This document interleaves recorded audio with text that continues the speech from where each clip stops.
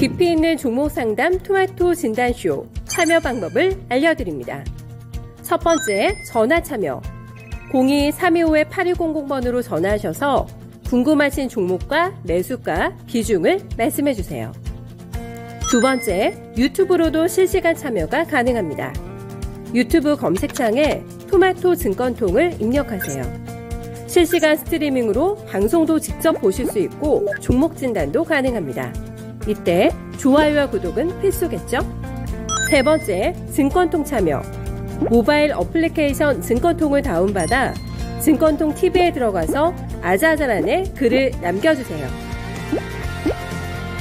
최고의 전문가들이 함께하는 토마토 진단쇼. 여러분의 많은 참여 바랍니다.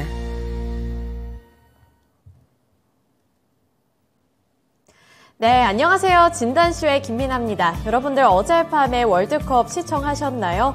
독일과 일본이 이렇게 대결을 펼쳤는데 저는 솔직히 독일이 이길 줄 알았는데 일본이 이기는 걸 보고 좀 놀라기도 했습니다. 그래서 오늘은 이제 또 우루과이 그리고 우리나라의 대전이 펼쳐질 예정인데 우리 시장이 오늘 1% 넘게 또 상승을 하고 있고 이 상승의 힘을 얻어가고 있는 만큼 이런 상승 랠리가 월드컵에서도 좀 펼쳐지길 바라는데요.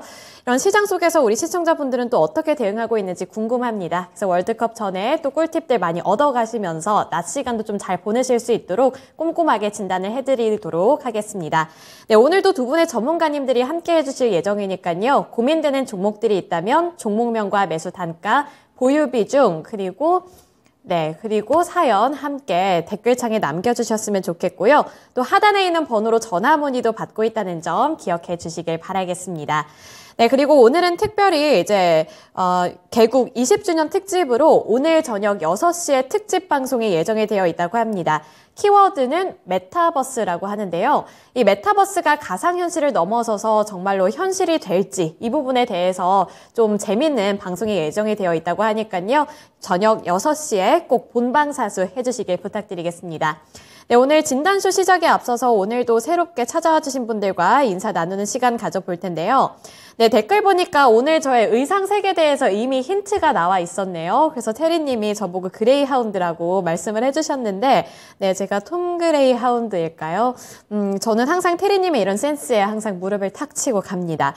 네, 그리고 서단계 1년차님께서도 와주셨고요. 앞산솔님 안녕하세요.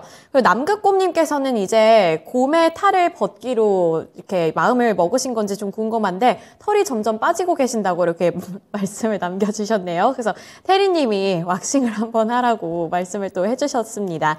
네, 그리고 임준현님도 와주셨고요. 서단계 1년차님, 새곰주말님께서도 오랜만에 찾아와 주셨습니다. 반갑습니다. 퍼플하트님 안녕하세요. 러브수기님 안녕하세요. 네, 퍼플하트님 이렇게 예쁜 복숭아와 함께 저에게 예쁜 댓글을 남겨주셔서 감사합니다. 네, 오늘 이제 첫 번째 전문가님 만나서 자세한 코멘트 들어보도록 할 텐데요. 간밤에는 FOMC 회의록이 발표가 됐습니다. 여기서 좀 금리 인상 속도 조절에 대한 이야기가 나왔는데 관련해서 투자 포인트 어떻게 잡아보면 좋을지 여쭤보도록 하겠습니다. 네, 김영일 전문가님이에요. 안녕하세요. 네, 반갑습니다. 김영일 전문가입니다. 네, 이번에 FOMC 의사록이 나왔는데 여기서 금리 인상 속도 조절을 지지하는 사람들이 좀 많이 나온 것 같아서 여기서 조금 안심이 되시는 분들도 많을 것 같고 투자 포인트를 어떻게 잡아보면 좋을까 생각하시는 분들도 많을 것 같은데요. 어떻게 보시나요?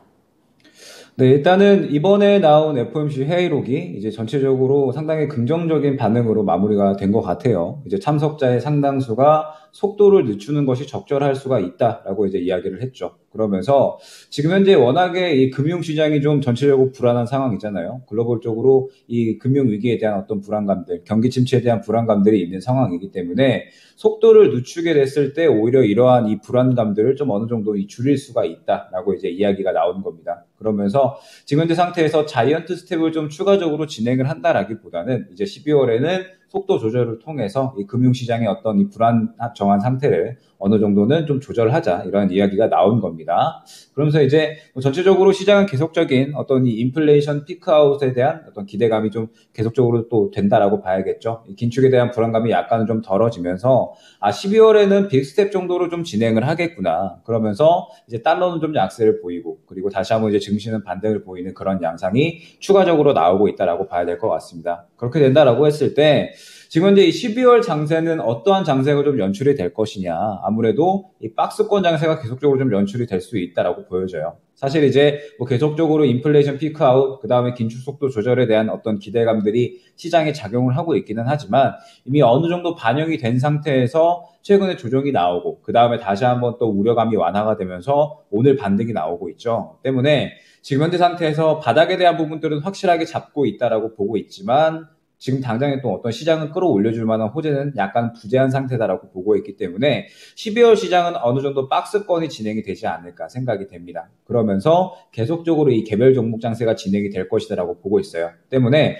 우리가 약간 이 취해야 될 이 매매 전략은 새롭게 떠오를 수 있는 그런 종목군들에 좀 집중을 해야 된다라고 보고 있습니다. 지금 최근에 보게 되면 시장이 상당히 순환매가 좀 빠르게 진행이 되면서 그동안에 좀 상승이 나오지 못했었던 종목들이 이슈를 받고 계속적으로 상승이 나오는 그런 모습들을 확인을 할 수가 있어요. 완전히 이제 순환매 장세로 접어들었다라고 이제 봐야 될 것 같은데 그러다 보니까 12월에도 새롭게 떠오를 만한 종목들이 뭐가 있을까 상당히 좀 궁금하실 것 같습니다. 그러면서 이제 뭐 12월에는 산타 랠리에 대한 기대감, 그 다음에 뭐 배당에 대한 기대감들 여러 가지가 있기 때문에 계속적으로 이러한 이 어떤 새로운 종목들을 선별해 나가는 것이 상당히 좀 중요하다라고 볼 수가 있을 것 같은데 일단 이 12월을 좀 지나고 나서 1월 달 보게 되면 이제 여러 가지 좀 이슈가 있죠. 이제 뭐 세스가 이제 좀 대기 중이라든지 혹은 이제 JP 모건 헬스케어, 바이오 학회가 좀 대기 중이죠. 때문에 이러한 이슈들로 인해서 12월에는 이 또 그동안에 상승을 하지 못했던 뭐 메타버스라든지 그다음에 뭐 바이오 이러한 종목들도 충분히 상승이 나올 수 있다라고 보여지고 있고 그다음에 뭐 최근에 수급이 들어갔던 뭐 로봇이나 혹은 이제 친환경, 그 다음에 뭐 원전 쪽 이런 이제 올라갈 수 있는 종목군들이 굉장히 좀 많이 있다라고 보여지고 그러면서 이러한 종목군들 내에서 계속적으로 순환매는 빠르게 나와줄 수 있을 것이다라고 이제 판단을 하고 있습니다. 때문에 이제 우리가 좀 취해야 될 12월 달의 매매 전략은 박스권을 대비하면서 종목들이 아마 저는 굉장히 여러 가지 섹터에서 순환매가 발빠르게 또 진행이 될 것이다 그렇게 생각을 하고 있거든요. 때문에 우리도 마찬가지로 지금 현재 상태에서는 너무 좀 이 한 섹터군 혹은 이제 한 종목군에 좀 얽매여 있기보다는 이제 좀 발빠르게 시장이 좀 유연하게 대응을 하면서 여러 가지 종목들의 순환매를 준비하자 이 정도로 안내를 드릴 수 있을 것 같습니다. 네, 여기서 키포인트는 순환매인 것 같습니다. 순환매가 빠르게 돌 수 있기 때문에 섹터별로 빠르게 민감하게 좀 캐치를 해보셔야 될 것 같은데요. 그래서 최근에 각광받고 있는 섹터들 잘 눈여겨보시면서 빠르게 대응을 잘 해보셨으면 좋겠습니다. 네, 그리고 오늘 첫 번째 종목 진단 넘어가 보도록 할 텐데요. 네, 첫 번째 종목은 임준현님께서 보내주신 현대모비스입니다. 현대모비스 27만 1,500원에 진입을 하셔서 30% 보유 비중 들고 계신데요. 진단 꼭 부탁드립니다 라고 말씀을 해주셨는데 일단 지금 20만 9,500원 선에서 움직이고 있고 오늘 좀 저렇게 소폭으로 하락을 하고 있어서 손실도 좀 많이 나셨을 것 같아요. 근데 뭐 이번에 아침에 뭐 외신 보도 내용에 보면 현대차랑 기아가 이제 미국에서 최고의 한 해를 맺을 수 있을 것이다 이런 내용도 있었는데 현대모비스는 왜 그렇게 탄력을 못 받는 건지도 좀 궁금하고요. 앞으로 전략 포인트 어떻게 잡아보면 좋을지도 함께 짚어주세요. 네, 일단은 최근에 이제 현대차나 기아차나 시장에서 좀 상당히 주목을 받았었죠. 그런데 이제 최근에 주가를 보게 되면 어느 정도 이 주목을 받다가 차익 실현이 나오는 모습을 확인을 할 수가 있습니다. 상승에 대한 어떤 이제 원동력이다라고 한다면 역시나 뭐 실적에 대한 부분들, 그 다음에 추가적으로 이제 뭐 IRA 법안이 약간은 유예될 수 있을 것이다. 이제 이런 기대감들이 좀 시장에 좀 이 작용을 하면서 현대차 같은 경우에 상당히 좀 좋은 상승을 보였었고 현대모비스도 마찬가지로 그러한 흐름은 어느 정도는 같이 보였다라고 보고 있습니다. 최근에 약 20만 원 저점 부근에서 이제 22만 원까지 어느 정도 올라와주는 그런 모습들을 보여줬다라고 보고 있는데 때문에 지금 현재 구간은 어느 정도 좀 차익 실현이 나오고 있는 상태가 아닌가라고 보여져요. 지금 현재 실적에 대한 기대감들이 워낙에 이제 시장에 좀 많이 작용이 되었었기 때문에 이제 이러한 이 자동차 부품 쪽이나 혹은 이제 완성차 쪽에서는 전체적으로 차익 실현이 나오고 있다라고 봐야 될 것 같고, 그렇기 때문에 이제 이 4분기로 넘어가면서 추가적인 또 어떤 이 실적에 대한 기대감들이 나타나줘야 되지 않을까라고 생각을 합니다. 지금 보게 되면 현대차나 기아차도 마찬가지겠지만 상당히 이제 최근에 이 어느 정도 주가 상승을 잘 보여줬었죠. 그런데 이제 현대모비스는 이러한 이제 이 현대차나 기아차 완성차가 올라가는 것 대비 여전히 이 상당히 좀 저평가가 되어 있다라고 이제 이야기는 나오고 있습니다. 그러면서 이제 이 3분기까지는 실적이 바닥을 찍고 그 다음에 4분기에 이제 본격적으로 이 수익성을 좀 개선을 할 수 있을 것이다라고 이야기가 많이 나오고 있거든요. 지금 이제 계속적으로 하반기로 넘어가면서 자동차 생산이 이제 크게 또 다시 한번 정상화가 될 것이다 기대가 많이 되고 있잖아요. 이제 반도체 쇼티지 현상이 어느 정도 좀 회복이 되면서 이러한 부분들이 또 어느 정도 수익성이 개선이 될 것이다라고 이야기가 많이 나오고 있어서 4분기에는 마찬가지로 현대모비스 같은 경우에도 이제 이러한 이 수익성에 대한 부분도 충분히 좀 회복을 할 수 있지 않을까라고 생각이 됩니다. 그러면 지금 구간에서 중요한 부분은 무엇이냐라고 했을 때 역시나 어느 정도 이 추세가 꺾인 이 하락 기조를 어느 정도 좀 멈춰주면서 바닥을 확보하고 그 다음에 추가적으로 이 고개를 돌려놓는 구간이 중요하다라고 볼 수가 있을 것 같아요.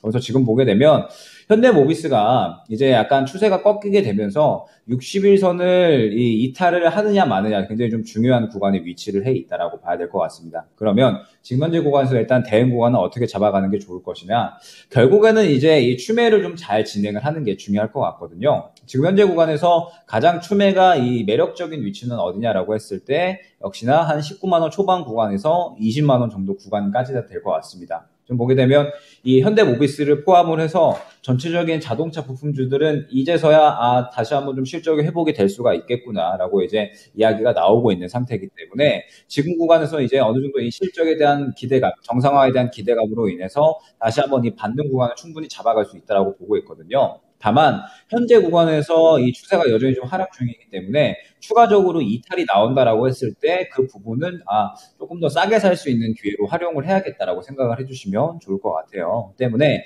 일단 지금은 조금 더 좀 지켜보면서 지금 현재 구간은 이탈을 하는지 아니면 지켜주는지를 먼저 봐야 될 것 같습니다. 이탈을 하게 된다라고 했을 때는 19만 원 후반대에서 20만 원 정도까지 이제 자리를 잡을 것 같고요. 이 정도 구간까지 떨어지게 되면 오히려 좀 싸게 살 수 있는 구간으로 좀 활용을 해서 추가 매수한 다음에 목표가는 23만 원 정도까지 잡고 가게 된다라고 했을 때는 충분히 또 어느 정도 수익 만회는 가능할 것으로 보여지거든요. 때문에 일단 현대모비스는 이 정도 구간에서 추가 매수를 노려보자 안내를 드릴 수 있도록 하고, 혹시나 이제 현재 구간에서 이탈을 하지 않고 만약에 가격을 지켜준다라고 하면 마찬가지로 약 23만 원 정도 구간까지는 반등이 나올 수가 있습니다. 그런데 만약에 지금 구간에서 추가 매수를 진행을 한다라고 했을 때는 또 상당히 이 비중을 많이 실어야 되는 그런 이제 불안감이 있고 리스크가 있다라고 봐야 될 것 같아요. 그리고 23만 원까지는 분명히 좀 갈 수 있다라고 보고 있지만 23만 원 이전에 단기적으로 22만 원 또 1차 매물대가 있다라고 봐야 될 것 같거든요. 때문에 지금 구간에서 추가 매수를 하게 됐을 때는 다시 한번 22만 원까지 올라갔다가 바로 뚫어주면 좋겠지만 뚫어주지 못하고 차익 실현이 나온다라고 했을 때는 또 눌릴 가능성이 있거든요. 때문에 일단 지금 현재 구간에서 만약에 이탈을 하지 않고 반등이 나온다라고 했을 때는 조금 더 지켜보면서 싸게 살 수 있는 단가가 나올 때까지 기다리자 안내 드릴 수 있을 것 같고, 만약에 지금 구간에서 바로 이탈을 한다라고 했을 때는 말씀드렸듯이 19만 원 후반대에서 20만 원 정도에서 추가 매수를 진행을 해서 평단가를 좀 낮춰주시는 게 좋을 것 같습니다. 그러면서 목표가는 지금 워낙에 또 안 좋았던 부분들은 또 다 반영을 했고, 그러면서 이제 뭐 실적, 수익성 개선에 대한 부분들은 분명하게 좀 있기 때문에 목표가는 23만 원 정도로 좀 설정을 해서 수익 만회를 노려보자, 이렇게 안내를 드릴 수 있도록 하겠습니다. 네, 현대모비스는 일단 목표가, 아까 1차 목표가 22만 원 선으로 책정을 해주셨고요. 그 다음에 언급을 해주셨던 23만 원 구간까지 노려보셔도 될 것 같습니다. 그리고 댓글에 여기 또박이님께서도 추가 매수 구간도 알려주시면 좋겠다고 말씀을 해주셨는데 19만 원 후반대 또는 20만 원 구간에서 추가 매수하는 거 알려주셨으니까요. 잘 투자 포인트 잡아보시길 바라겠습니다. 현대모비스 관련해서 진단해 드렸고요. 그리고 퍼플하트님께서 현대모비스는 고구마 100개라고 말씀을 해주셨는데 최근 시장에 고구마 100개 아닌 종목이 어디에 있을까요? 저는 아닌 종목 찾는 게 더 어려울 것 같다는 생각이 듭니다. 그래서 지금까지는 고구마만 먹었다면 올해 잘 마무리를 짓고 내년부터는 좀 사이다로 팡팡 터트려주는 그런 시장의 흐름이 나왔으면 좋겠다는 생각이 드네요. 그래서 올해 잘 마무리를 하고 내년에는 좀 팡팡 터지는 시장이 되기를 함께 응원하고 있겠습니다. 네, 그리고 두 번째 종목으로 이제 진단 넘어가 볼 텐데요. 두 번째 종목은 시청자님과 전화통화 연결입니다. 지금 바로 연결해 보겠습니다. 안녕하세요. 네, 안녕하세요. 네, 오늘 어떤 종목이 궁금하신가요? 네, 한화 에어로스페이스. 네, 한화 에어로스페이스 매수 단가랑 보유 비중은요? 예, 79,000이고요. 10%. 79,000원에 10%. 혹시 최근에 들어가신 건가요? 예, 많이 올랐을 때 9월 달, 9월 달에 3월 말 그때쯤. 예. 굉장히 이제 고점에서 진입을 하셨는데 그래도 어떻게 이렇게 쭉 하락하는 거 잘 버티셨어요? 아니, 방산업에 좋은 뉴스가 많잖아요. 네. 그래서 그 9월에 이제 다들 떨어지니까 같이 좀 떨어진 거다 생각하고, 이제 계속해서 방산업은 계약이 뭐 체결되는 것도 많고 해서 계속 올라갈 것 같아서 기다리고 있는데, 네. 왜 이렇게 안 올라가는지. 그쵸. 그래서 기대를 했는데 너무 시간이 오래 걸리니까 답답해서 오신 거예요? 예. 네, 그러면 전체적인 대응 전략 잡아달라고 해볼까요? 네네. 네, 알겠습니다. 네. 네, 전문가님 한화 에어로스페이스 방산업종에 대해서 상당히 기대감을 갖고 계신 것 같은데 앞으로의 전망과 함께 대응 전략 잡아주세요. 네, 일단은 이제 한화 에어로스페이스를 필두로 해서 이제 방산주들은 태조 이방원이라는 키워드를 또 새롭게 만들어낼 만큼 정말 이제 좋은 상승을 많이 보여줬었습니다. 그러다가 최근에 이제 좀 차익 실현이 나오고 나서 다시 한번 이제 또 자리를 잡아가는 그런 과정이다라고 이제 볼 수가 있을 것 같아요.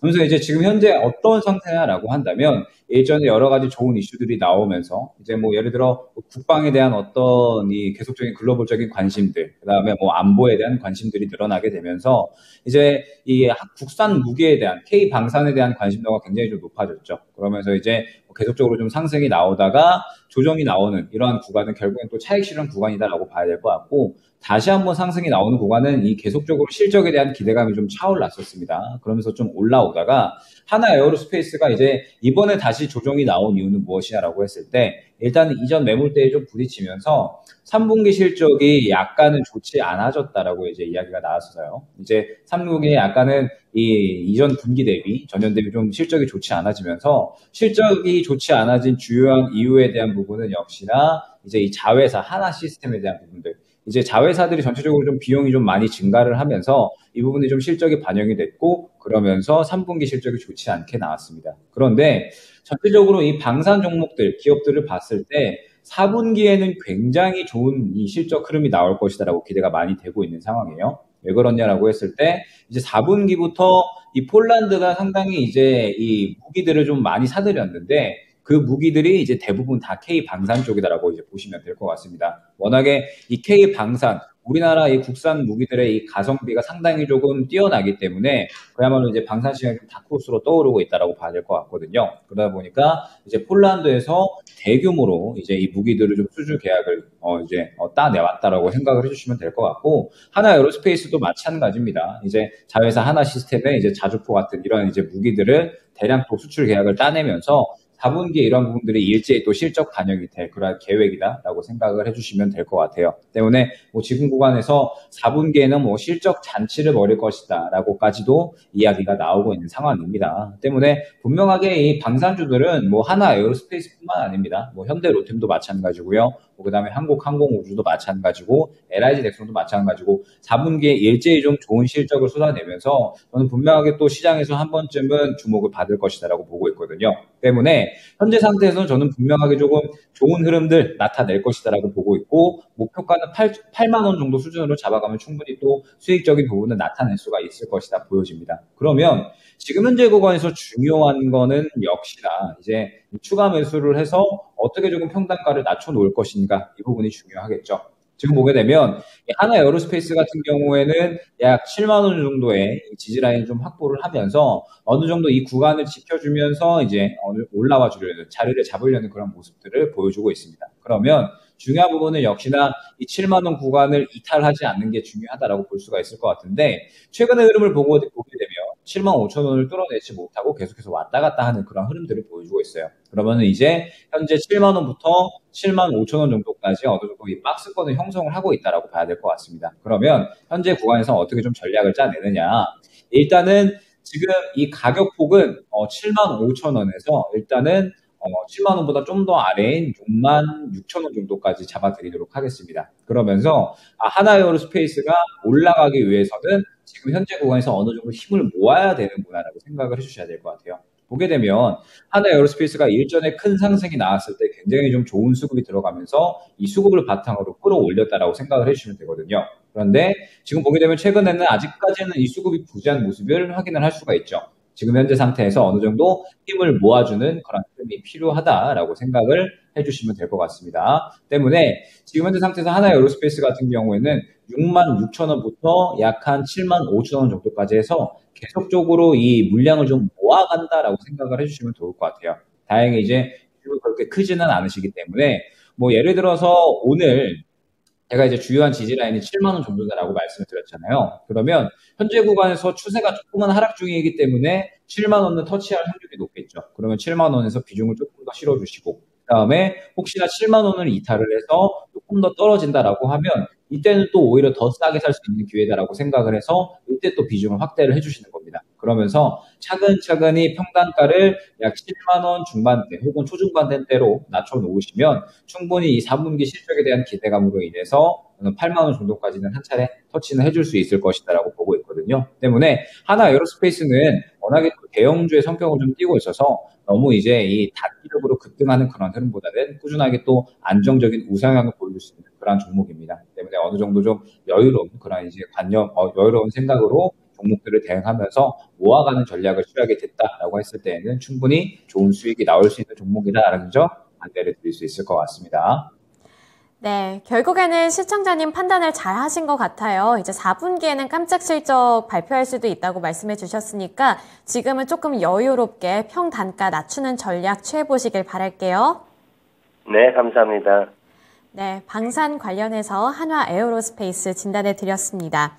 네, 그리고 지금 이렇게 전화 통화 얘기를 할 때마다 태리님 말씀을 해주시는데 방송에 나오면 삐 처리만 될 것 같다고 못 쓰는 음역대라. 그럼 태리님은 돌고래 아니신가요? 돌고래만큼 들리지 않는 음역대와 주파수를 갖고 소통하시는 태리님이라고 제가 기억을 하고 있겠습니다. 네, 그리고 여기 러버수기님이 인기쟁이라고 말씀해 주셨는데 러버수기님은 만만한 게 아니라 인기쟁이신 거죠. 그래서 여기 공식 인기쟁이는 러버수기님이 되겠습니다. 네, 그리고 다음 종목 진단 넘어가 볼 텐데요. 다음 종목은 그래도 시장에서 좀 인기가 있었던 종목이네요. 서영수님께서 보내주신 CS 윈드고요. 72,000원에 15% 보유 비중 들고 계십니다. 네, 오늘 서영수님께서는 기분이 좀 상당히 좋으실 것 같아요. 이미 79,000원까지 올라서 또 짭짤한 수익을 지금 맛보고 계실 것 같은데 매도 시점이 궁금하다고 하시거든요. 그래서 지금 팔고 나오는 게 좋을까요? 아니면 조금 더 기다려서 수익 더 챙길까요? 일단은 최근에 워낙에 또 좋은 흐름을 보여주고 있죠. 오늘까지도 이 친환경 관련된 종목들이 상당히 좀 주목을 받으면서 최근 시장에서 풍력에 대한 기대감은 더욱더 좀 커지고 있는 것 같습니다. 역시나 이 정부에서 이 풍력 발전에 대한 비중을 좀 늘릴 것이다라고 이야기를 했고, 그 다음에 뭐 미국에서도 계속적으로 이 풍력 발전을 늘려나갈 것이다. 그러면서 이제 우리나라 풍력 기업들이 또 상당히 수혜를 받을 것으로 기대가 되고 있는 상황에서 최근에 이제 CS 윈드 같은 경우에는 이 유럽 쪽으로 해서 상당히 이 수주권들을 좀 늘려나가고 있는 상황이죠. 그러면서 이제 최근에 풍력 터빈 해상 풍력 터빈 1위 제조사인 지멘스와 4조 원 규모의 이제 해상 풍력 타워 공급 계약을 체결을 했다라고 하면서 계속적으로 이제 2030년까지는 이 수주량이 늘어날 것으로, 그래서 확실하게 좀 캐시카우를 확보할 것으로 기대가 되고 있는 그러한 상황입니다. 그러다 보니까 이 CS 윈드가 지금 이렇게 올라가는 배경 자체가 이 수주권들을 워낙에 좀 잘 따내오다 보니까 앞으로 꾸준하게 성장을 할 수가 있겠구나. 그러면서 주가 또한 또 동시에 같이 올라갈 수가 있겠구나.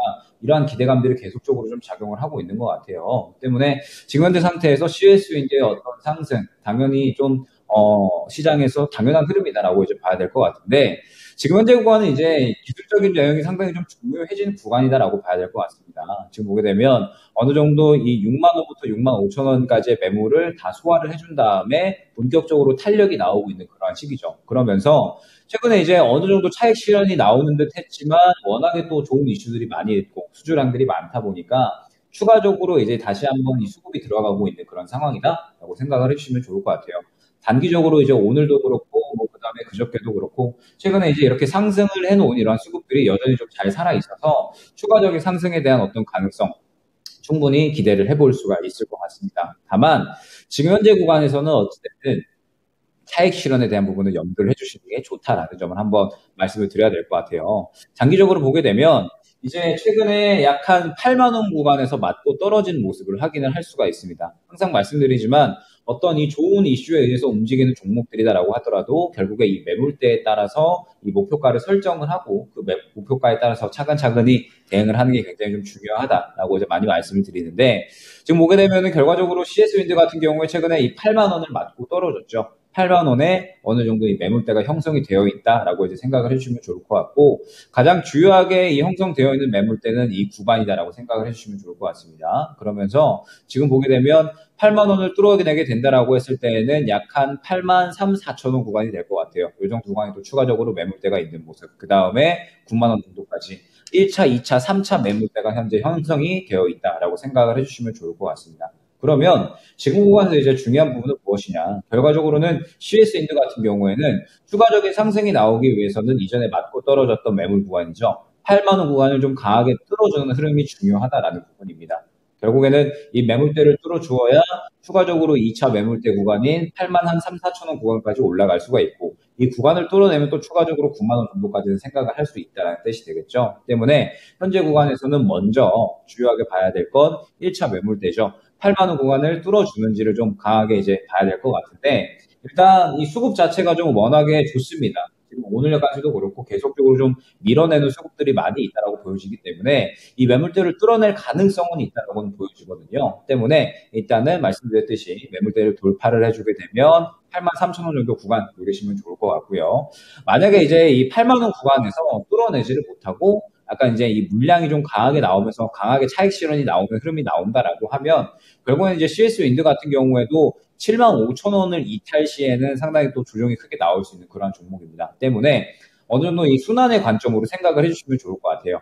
8만 원을 뚫지 못하고 결국에 이제 차익 실현이 나온다라고 하면 눌림 구간이 나오게 되면서 이제 다시 한번 어찌됐든 이 CS윈드 같은 경우에는 앞으로 계속적으로 성장을 할 만한 기업이기 때문에 눌림 구간이 나오게 됐을 때는 또 추가 매수 혹은 이제 재매수도 가능한 그런 종목이거든요. 때문에 어느 정도 이 순환을 좀 염두를 해두면서 8만 원 구간을 강하게 뚫지 못하고 차익 실현이 나온다라고 했을 때는 어느 정도 마찬가지로 시청자님께서도 순환하는 관점을 좀 선택을 해서 이제 그 정도 구간에서 한번 차익 실현을 한 다음에 향후에 눌림 구간에 추가 매수를 다시 한번 혹은 이제 재매수를 좀 진행을 해서 또다시 수익을 노리는 그런 전략이 좋을 것 같습니다. 워낙에 좋은 종목이지만 지금 이제 뭐 시장의 어떤 분위기, 순환매가 계속적으로 좀 빠르게 이어지고 있는 상황이기 때문에 어느 정도 이 매물대를 강하게 뚫어주지 못한다라고 했을 때에는 순환매를 노리는 전략도 나쁘지 않다라는 점 안내드리면서 차익 실현을 진행을 했을 때에는 눌림 구간에 다시 한번 재매수를 노려보자 이렇게 안내를 드릴 수 있도록 하겠습니다. 네, CS윈드 기대는 해보되 차익 실현 매물이 나올 수 있다는 점은 염두에 두자. 따라서 그 차익 실현 매물을 잘 활용해보자 이렇게 정리를 해볼 수 있겠습니다. 네, 오늘 김영일 전문가님과는 여기까지 진단해 보겠습니다. 오늘 말씀 고맙습니다. 네, 감사합니다. 네, CS윈드를 마지막 종목으로 함께 또 진단을 해드렸습니다. 이제 두 번째 전문가님은 김민준 전문가님인데요. 김민준 전문가님께도 진단받고 싶은 종목들이 있다면 종목명과 매수 단가, 보유 비중, 고민과 함께 남겨주시고요. 네, 그리고 하단에 있는 번호로 전화 문의도 가능하다는 점 기억해 주시길 바라겠습니다. 네, 오늘 또 아침에 또 핫했던 이슈 중에 하나가 이 테슬라 CEO인 머스크 CEO의 발언이 아니었을까 싶은데요. 이번에 윤석열 대통령이 테슬라 공장과 관련해서 한국을 최우선 후보지 중 하나로 고려해달라고 요청을 했다고 합니다. 이 기가팩토리 건설 후보지로 긍정적으로 검토해달라고 요청을 했는데 대답도 상당히 긍정적이었다고 하거든요. 그래서 이러한 이슈에 따라서 또 앞으로 기대를 해봐도 될지 관련 종목들에 대한 이야기 나눠보도록 하겠습니다. 김민준 전문가님이에요. 안녕하세요. 네, 안녕하십니까. 김민준입니다. 네, 오늘 테슬라에 대해서 좀 좋은 이슈들이 많은 것 같아서 국내 증시에서는 또 어떤 점 기대해 보면 좋을지 싶은데 투자 포인트 어떻게 잡아보는 게 좋을까요? 뭐 글쎄요. 기가팩토리 이야기가 좀 나오고 있는 것 같은데 우선 뭐 IRA 감축법 이야기를 해야 될 것 같습니다. 이제 뭐 자유무 수출 무역이 있기 때문에 수출하는데 실질적으로 상관은 없습니다만은 전기차 보조금이 상당히 크지 않습니까? 배터리 부분에서 굉장히 뭐 전기차들이 다 고가기 때문에 실질상으로는 이 IRA 감축법이 통과됐기 때문에 뭐 중국의 상하이 공장이 상당히 크죠. 미국 수출이 불가능하다고 이렇게 생각이 되어집니다. 그래서 아시아의 어떤 MS 부분, 점유율이나 시장 지배력을 높이기 위해서 고뇌는 하는 것 같아요. 근데 뭐 어디로 튈지 모르는 일론 머스크의 특성상 저는 립 서비스일 가능성이 좀 높다고 보고 있고요. 한국 시장에 들어오는 해외 외국 기업들의 가장 큰 문제가 있습니다. 항상 고뇌를 할 건데 노조 문제죠. 이 노조 문제를 피해갈 수 없고 결국 GM도 이제 철수를 하지 않습니까? 이런 부분을 좀 지켜보고 그 다음에 동남아 시장이나 뭐 인도네시아 인구수 그 다음에 어떤 원자재 수급 부분을 고려를 했을 때 정말로 한국 시장에 진출을 할 것이냐 부지 선정 문제부터 뭐 산자부 이야기를 들어보면 어느 정도 교감이 있는 거는 같습니다만은 우리 한국이 그 목록 중에 하나일 뿐인 것이지 최종 후보지로 선정되기는 좀 어려움이 있다고 저는 생각을 하고 있습니다. 이런 걸 봤을 때 뭐 인도네시아 쪽이라든지 이쪽이 조금 더 유력하게 뽑히지 않겠냐 생각을 하고 있고요. 그 다음에 정말로 확정이 된다면 수혜를 볼 수 있는 기업들은 정말 있겠죠. 부품주들이나 그 뒤에 정말 확정되고 나서도 늦지 않다고 저는 보여지고요. 지금 미리 이제 좀 단언하고 이렇게 단정 짓고 들어가서 종목들을 선점한다는 것 자체는 좀 무리수가 있다고 저는 이렇게 좀 말씀을 드려야 될 것 같고 단지 오늘 2차전지의 오늘 반응이 상당히 괜찮습니다. 전일 미증시에 테슬라 주가가 7% 가까이 올랐기 때문에 연동성 관계로 나쁘지 않은 측면이기 때문에 성장성을 보고 뭐 소재 업체라든지 배터리 3사 셀 업체를 잡아가는 건 괜찮지만 뭐 기가팩토리가 건설될 것이라는 막연한 생각으로 관련된 종목들을 잡아가는 것은 조금 설익은 부분이 있지 않나 이렇게 정리를 해드리겠습니다. 네, 일론 머스크 CEO와 관련해서 이렇게 정리를 해주셨습니다.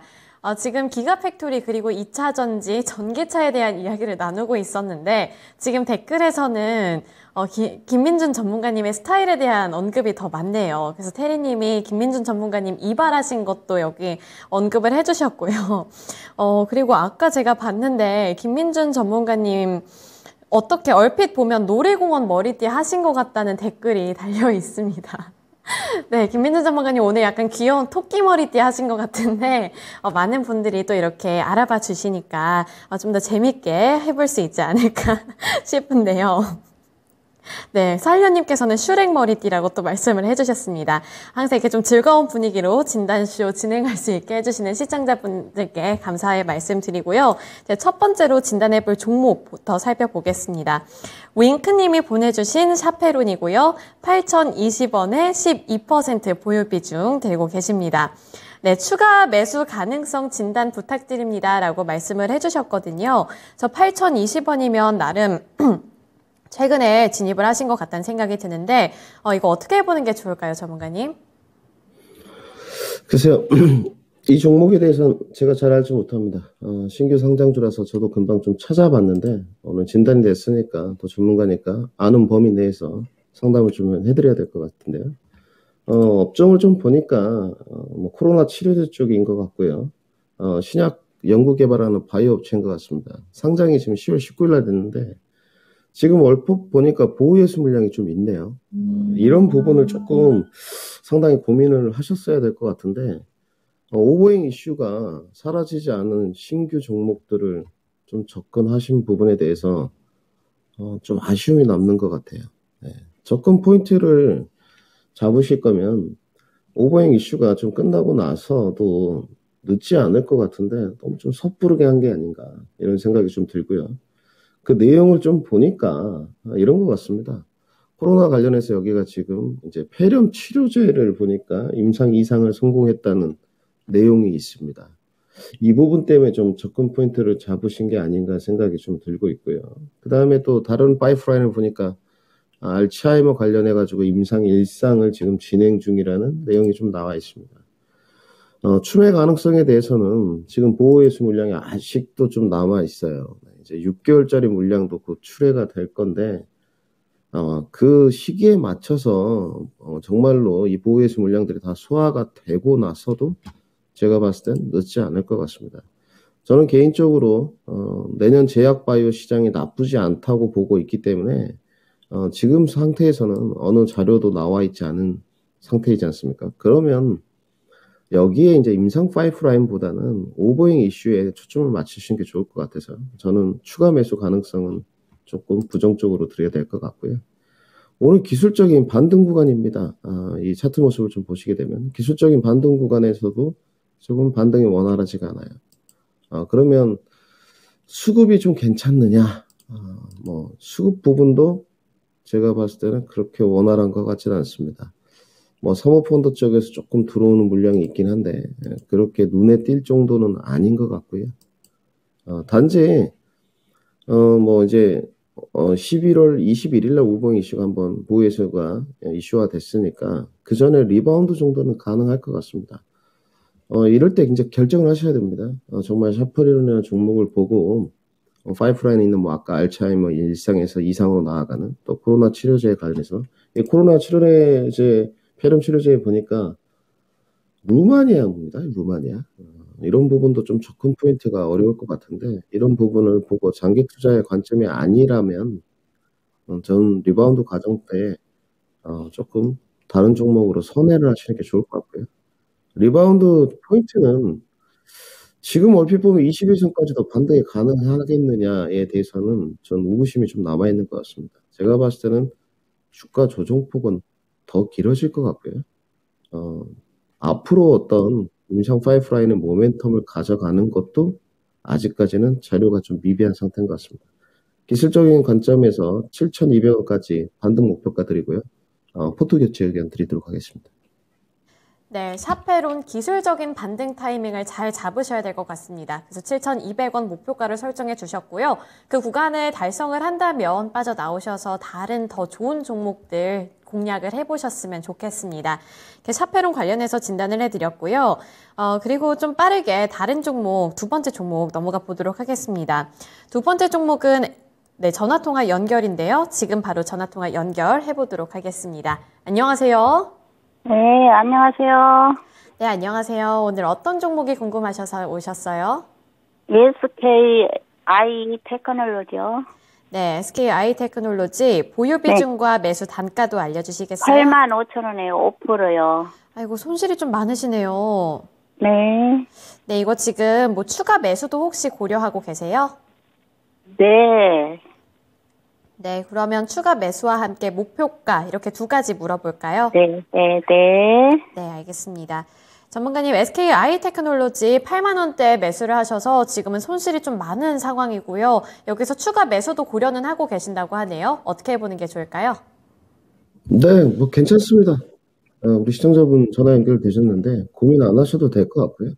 같이 차트 모습 좀 보시죠. 이제 분리막 업체를 공략을 하신 것 같은데 잘 알려져 있는 종목이죠.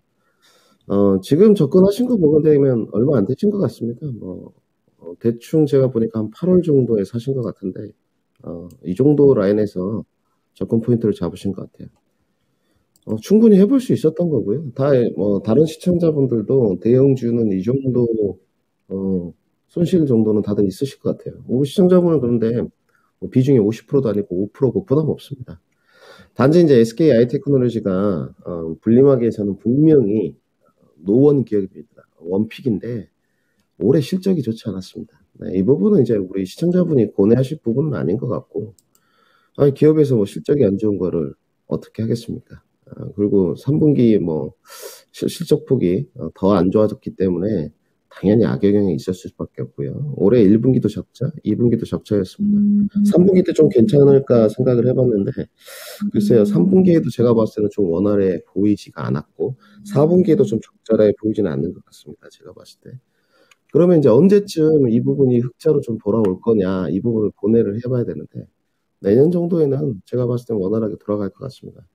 아직까지는 전고체 시장의 도래 이야기에 대해서 가시권 내로 들어온 것이 아닙니다. 전고체 시장이 도래하게 되면 가장 타격을 받을 기업은 분리막입니다. 이 부분은 명확하게 알고 가셔야 될 것 같고요. 전고체 시장은 제가 봤을 때 2024년이나 2025년 정도에 본격화가 될 것으로 저는 예측을 하고 있기 때문에 그 전까지는 SK 하이테크놀로지에 대해서 긍정적으로 보셔도 될 것 같고요. 그러면 이제 추가 매수를 좀 할 거냐, 이제 이 부분인 것 같은데, 네, 저는 가능하다고 보여집니다. 추가 매수를 하실 거면 내일 뭐 금요일이니까 내일 정도까지 해가지고 단가를 낮춰서 뭐 5% 정도 더 추가 매수하시면 될 것 같고요. 추가 매수 하시게 되면 단가가 한 7만 중반원대, 7만 6천 원, 7천 원까지 내려오실 것 같은데 충분히 그 라인 8만 원 언저리까지는 단기 반등도 가능해 보입니다. 그러면 이제 시청자분 이제 그때 결정을 하셔야 되겠죠. 내가 추가 매수를 해서 비중이 10%가 됐는데 이제 내 평균가에 왔단 말입니다. 그러면 내가 내년 시즌을 좀 보고 기준 관점으로 투자를 할 거냐, 아니면 여기서 한 발 물러날 거냐는 고민을 좀 해보셔야 될 것 같고, 제 주관적인 의견을 드린다면 저는 조금 더 가져가시는 전략 나쁘지 않을 것 같습니다. 내년 시장이 뭐 경기 침체 국면이라고 하지만 SK 하이테크놀로지는 올해 적자를 찍었던 게 내년으로 이어질 것 같지는 않습니다. 그렇기 때문에 추가 매수를 해가지고 내년 시즌까지 가져간다면 충분히 10만 원에서 11만 원 라인 때까지는 반등이 가능할 것 같고요. 거기서 이제 가이던스를 넘는 호실적이 나온다면 12만 원까지도 충분히 반등 가능합니다. 그렇기 때문에 이 부분은 조금 긴 투자 관점에서 가져가 보자. 추가 매수 5% 의견 드리고요. 우선 단기 반등 목표가 8만 원. 그다음에 투자 관점에서 1년 정도 길게 가져가시는 관점에서는 11만 원 목표가 지시도록 하겠습니다. 네, SK 하이테크놀로지 추가 매수 고민하고 계신다고 말씀해 주셨는데 추가 매수 괜찮다고 하시고요. 내년까지 잘 들고 가보시길 바랄게요. 네, 감사합니다. 네, SK 하이테크놀로지 오랫동안 기다리신 만큼 여기서 평단가 낮추신 다음에 최대한 많은 수익 챙겨가시길 바라겠습니다. 그리고 이제 종목만 생각을 하면 고민이 참 많이 되죠. 그랬더니 여기 적정화채 국대 안연호님께서 6억을 이야기를 해주셨네요. 네, 여러분들 진단쇼 찾아와 주셔서 여기서 고민 다 털고 가셨으면 좋겠습니다. 네, 고민하지 마. 이렇게 저는 이효리처럼 못하겠어서 이렇게 좀 재미없게 말을 하고 넘어가 보도록 할게요. 네, 이제 다음 종목 넘어가 볼 텐데요. 다음 종목은 탱크님께서 보내주신 후성입니다. 24,000원에 15% 보유 비중 들고 계신데 고점에서 사서 손실이 크다고 도와주세요 말씀을 해주셨어요. 그래서 지금 거의 반토막이 난 상황인데 이 손실 어떻게 메꿔보는 게 좋을까요? 그러니까 이제 우리 뭐 TV를 보시는 시청자분도 계실 거고 유튜브 시청자분도 계실 건데 늘 이제 이런 부분들이 주식을 하면서 본질적 요소인 것 같습니다. 후성의 기업의 업황 내용은 어렵지 않습니다. 뭐 많은 전문가님들이 상담을 하시고 립 F6고 KUD리지수 2차전지로 편입이 되면서 상당히 좋았고 실적도 그에 받침이 됐기 때문에 주가가 27,000원까지 올랐는데 이 부분은 이제 따라가는 매매를 하셔가지고 24,000원에 잡으셨어요. 그러면 이 주가가 이제 본격적으로 올라간 거는 9,000원대부터 오르지 않았습니까? 9,000원대부터 이제 실적이 좋아진다는 부분이 선반영되면서 추가적으로 올라간 부분인데 그 프리미엄을 이제 다 반영받았다고 봐야 되겠죠. 그러면 이제 실적이 꺾일 것이냐? 그래 보이지도 않죠. 지금 올해 지금 1,400억, 내년에 1,500억 정도니까 그러면 프리미엄은 다 받았다고 봐야지고 그럼 주가는 왜 조정을 받았을까라고 이제 기결이 돼봐야 되겠죠. 요즘에 이제 2차전지 부분이 그런 것 같습니다. 이 리튬 가격 문제인 것 같은데 아무래도 이제 원자재가 올라가게 되면 영향을 받을 수밖에 없는 것 같습니다. 이 실적이 회복이 될 때 좀 제한적이라는 의견들이 좀 많고요. 그 다음에 제가 봤을 때 이 이야기는 조금 우리가 눈여겨봐야 될 것 같은데 본격적인 실적 모멘텀이 언제 올 것이냐. 그러면 대다수가 후성에 관해서도 내년 2분기를 점치고 있습니다. 근데 이제 아까 전에 우리 시청자분 상담 받았던 분은 SK 테크놀로지 같은 경우는 비중이 이제 5%셨지 않습니까? 그리고 그렇게 고점 상단에서 잡으시지 않았거든요. 근데 이제 우리 시청자분은 월봉을 보더라도 거의 엄청나게 고점 상단에서 잡으셨어요. 그러면 이거 이제 투자 기간으로 가져가는 게 엄청나게 길어질 거고, 투자 기간으로 가져가서 본전이 왔다고 한들 큰 수익이 나지 않겠죠. 이제 이런 부분은 항상 조심하셔야 될 것 같고. 그러면 이제 여기서 15%인데 단가를 낮추려면 더 많은 비중의 추가 매수를 해야 되겠죠. 10% 내지는 15% 추가 매수를 해야 됩니다. 그러면 이제 2만 원 라인까지 단가가 내려오겠죠. 그래도 제가 봤을 때는 수익 내기는 좀 어려워 보입니다. 그러면 지금 결국은 다른 모멘텀이 좀 있어야 될 것 같고, 전방업체들이 상당히 좀 좋아져야 될 것 같고, 리튬 가격도 안정화가 돼야 될 것 같은데, 제가 봤을 때는 당장은 조금 어려워 보인다. 단지 이렇게는 접근이 가능하실 것 같아요.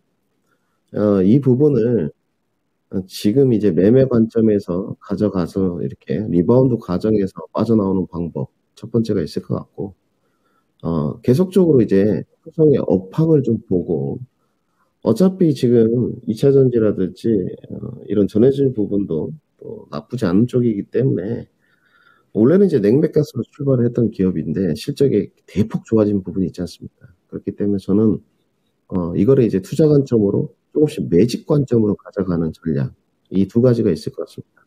어느 게 지금 시청자분한테 좀 유리할 것 같냐? 단기 반등세 부분은 제가 봤을 때 올해는 16,000원 정도가 리바운드 선인 것 같고요. 좀 투자 관점으로 가서 추가 매수를 계속 한 다음에 끌고 가면, 제가 봤을 때는 내년 시즌이 좀 넘어가면 2만 원 언저리까지는 다시 한번 추세 반등이 가능할 것 같습니다. 이런 부분은 좀 염두에 뒀을 때 손절로 대응하시는 거는 결코 좋아 보이진 않고요. 이제 받아들이시는 게 중요할 것 같습니다. 내가 조금 실수했다, 고점 상단에서. 그래서 좀 보유 의견만 드리도록 하고요. 리바운드 과정에서 탈출하고 싶으시면 단기 반등세 16,000원 지시 들어가고요. 투자 관점으로 가져가서 조금 더 손실폭을 줄이고 싶다, 그때 뭐 다시 재상담 한번 해주셔야 되겠지만, 투자 관점의 반등 목표가는 2만 원 제시토록 하겠습니다.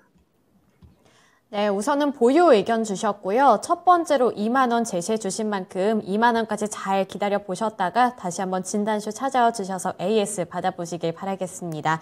네, 후성 관련해서 진단을 해드렸고요. 이제 다음 종목 넘어가 보면 다음 종목도 2차 전지 관련되어 있는 종목입니다. 에코프로고요. 12만 5천 원에 7% 보유 비중 들고 계신데 드디어 움직이는데 목표가 15만 원 가능할까요? 라고 말씀을 해주셨습니다. 여기 드디어라고 말씀을 해주신 거 보니까 그 전에 전고점인 한 15만 5천 원 전에 매수를 하신 거 아닐까 추측이 돼요. 그래서 15만 원 부근까지 다시 한번 노려보시는 것 같은데 그때까지 가능할지 전망과 함께 투자 포인트 잡아주세요. 네, 에코프로는 나쁘지 않습니다. 이제 매매 관점으로 접근 포인트를 좀 잡으신 것 같은데, 차라리 투자 관점으로 좀 잡아가시면 더 어떨까, 약간 조금 아쉬움이 남고요. 아직까지 밸류에이션 부담감이 없고, 이제 실적이 좋아지는 쪽이고요. 그러니까 이렇게 보시면 될 것 같습니다. 전문가님, 네이버나 카카오도 계속적으로 실적이 좋아지는 측면이지 않습니까? 맞습니다. 그런데 왜 주가는 못 갑니까? 그러니까 대외 변수와 수급과 매기, 인기도를 반영한 부분인 것 같아요. 카카오나 네이버도 상당히 좋지만 플랫폼 업체에 대한 평가를 보면 내수 비중이 높다, 해외 매출 비중이 없다, 아직까지는 신사업 부분이 실적 부분으로 연결되지 않는다, 그 다음에 여러 가지 노이즈들, 이런 부분이 있는데, 에코프로를 보면 어떤 느낌이냐, 실적이 좋아지고 있고 2차 전지론도 연관이 있고 또 인적 분할되고 나서도 분위기가 상당히 좋습니다. 4분기에도 실적 성장세가 이어질 것이다. 약간 다른 느낌이죠. 그렇기 때문에 이제 고점 상단에서 잡아도 상당히 이제 부담감이 없는 쪽인데, 그리고 개인 투자자들의 인기도가 상당합니다. 그런데 이제 이걸 이제 매매 관점으로 접근을 해가지고 전고점 갱신을 노린다, 이러면 접근 포인트는 손절매를 하면서 접근하실 수밖에 없는 것 같습니다. 오늘 움직이는 건 아까 말씀드렸듯이 오늘 기가 팩토리 영향일 수도 있고, 전에 미증시에 테슬라가 7% 올렸기 때문에 우리나라 국내 증시 2차 전지 섹터가 커플링 관계에서 반응을 하는 것일 수도 있습니다. 그렇기 때문에 이 두 가지 부분을 염두에 두고 하시고요. 저는 우선 우리 시청자님께서 어떤 걸로 접근하셨지는 모르겠지만 매매 관점이신 것 같습니다. 그래서 매매 관점이기 때문에 전고점 갱신보다는 그 밑에 아래가 좀 좋을 것 같고요. 20일선 돌파 여부도 확인을 해야 될 것 같고 거기까지 추세 반등이 이어질 건지도 좀 생각을 해야 될 것 같습니다. 저는 뭐 지금도 2600선까지는 좀 가능하지 않을까. 뭐 더 보시는 분들도 있습니다. 내년 1월, 2월 정도까지는 2600선 돌파를 생각하시는 분들도 있기 때문에 아직까지는 전 단기 반등세가 조금 더 이어질 거라고 보는 쪽입니다. 그래서 목표가는 14만 원 제시 들어가고요. 그 다음에 우리 시청자님은 손절가는 잡으셔야 될 것 같아요. 어제 화요일입니다. 화요일날 찍었던 저가 11만 9천 원 이탈 시에는 제가 봤을 때는 손절을 하시는 게 좋을 것 같습니다. 그래서 이 부분은 크게 욕심을 내시면 안 되고요. 비중이 많지는 않으시지만 올라갈 때마다 분할 매도 접근을 해가지고 14만 원에 갔을 때 최종 매도 전략을 펼치는 것이 가장 현명해 보이지 않겠나 이렇게 정리해드리겠습니다. 네, 에코프로는 손절가까지 명확하게 잡아주셨으니까요. 두 가지 손절가와 목표가 잘 고려해 보시길 바라겠습니다. 네, 오늘 김민준 전문가님과는 여기까지 진단해 보겠습니다. 오늘 말씀 고맙습니다. 네, 감사합니다.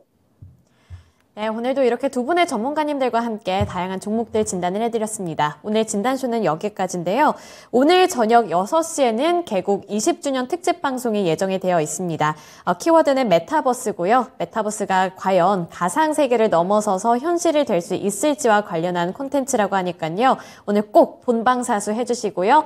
이 특집 방송 보신 다음에 오늘 밤에 이제 월드컵까지 함께 즐기시고 내일도 저와 함께 토크 시간 가져봤으면 좋겠습니다. 네, 지금까지 투자 판단에 대한 도움 정보를 드렸고요. 하지만 특정 종목의 상승과 하락을 보장하지는 않는다는 점 유의해 주시기 바랍니다. 네, 오늘도 시청해 주셔서 고맙습니다.